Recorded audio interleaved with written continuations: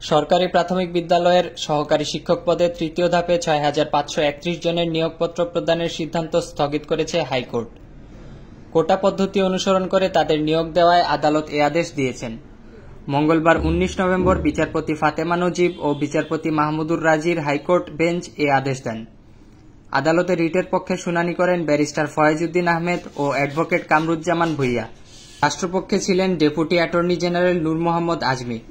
গত ৩১ অক্টোবর সরকারি প্রাথমিক বিদ্যালয়ে সহকারী শিক্ষক পদে তৃতীয় ধাপে ঢাকা ও চট্টগ্রাম বিভাগের চূড়ান্ত ফল প্রকাশ করা হয়। এতে উত্তীর্ণ হন ৬,৫৩১ জন। প্রাথমিক শিক্ষা অধিদপ্তরের ওয়েবসাইটে এ ফল প্রকাশ করা হয়। গত ২৮ মে সরকারি প্রাথমিক বিদ্যালয়ে সহকারী শিক্ষক পদে ঢাকা ও চট্টগ্রাম বিভাগের জেলাগুলোর মৌখিক পরীক্ষা সহ নিয়োগ প্রক্রিয়া ৬ মাসের জন্য স্থগিত করেছিলেন হাইকোর্ট। এরপর মৌখিক পরীক্ষা গ্রহণ সংক্রান্ত হাইকোর্ট যে স্থগিতাদেশ দিয়েছিলেন, আপিল বিভাগ তা খারিজ করে দেন। এ পরিপ্রেক্ষিতে মৌখিক পরীক্ষা নেয় প্রাথমিক শিক্ষা অধিদপ্তর।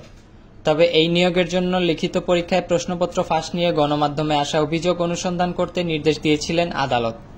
আব্দুল আল মামুন, আধুনিক কাগজ।